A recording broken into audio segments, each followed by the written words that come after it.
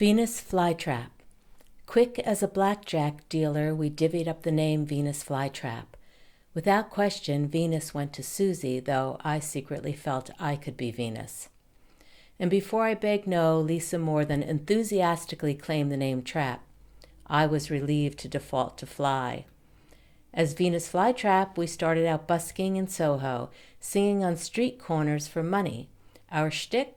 Play 4 songs, act exhausted, announce a break, collect money, stuff said money into a velvet sack, out of sight from the next crowd, look hot, rinse and repeat.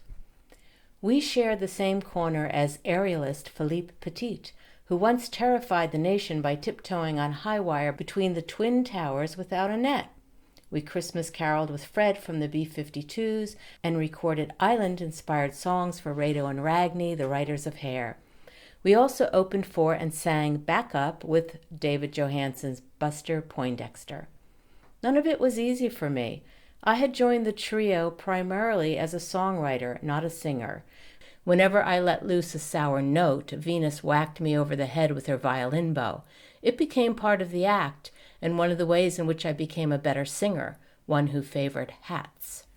All that head cracking gave me the bright idea that we should go to Europe. Cheap standby flights were had after sleeping on the hard-tiled floor at JFK Airport. Girls without a bedroll, 1984 death-defying divas, voracious vagabonds were we. We killed at London's Covent Garden and then wowed in front of a captive audience on the ferry between England and France.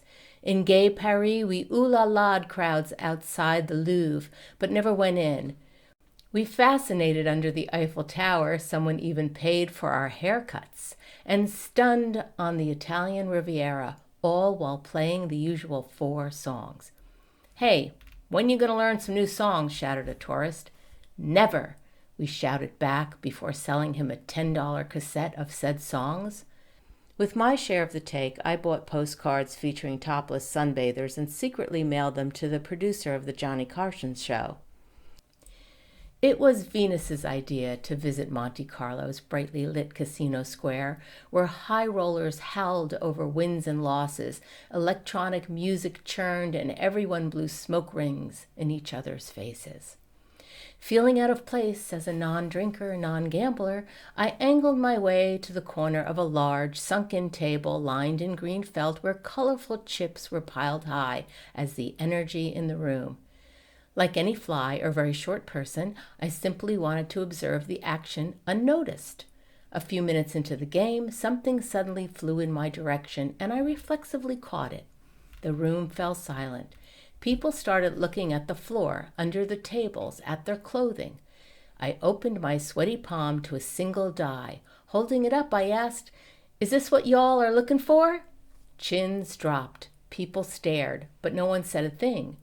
Maybe they didn't speak the language. I repeated in French, "Est-ce que vous cherchez?" using, of course, the formal vous for addressing strangers. There was an uproar, and from under a room full of snake eyes, fingers pointed, and then an alarm sounded, and with it 2 hefty men appeared from the back room. They confiscated the die, and lifting me slightly off the floor by my elbows, escorted me out of the building. During my exit, I signaled desperately to Venus and Trap, who pretended not to know me. Alone in the parking lot, I placed my first ever bet. Not a long shot, but a wager nonetheless. 3-part harmony is always better than 2, I said to myself, and in a few seconds, Venus and Trap reluctantly rolled out of the casino. Meanwhile, back in New York City, we had just been voted best street performers by the Village Voice newspaper. We immediately flew home to collect our reward, an unpaid gig on their stage in some New York park I can't even remember. At home, a letter greeted me that promised, if ever in town and in need of a job, please contact me. It was signed Fred Silverman, producer of the Johnny Carson show. I went to Los Angeles briefly, but purposely did not connect with Fred because, as everyone knew, California was slated to fall off the continent at any moment. My plan was to remain adrift in New York City.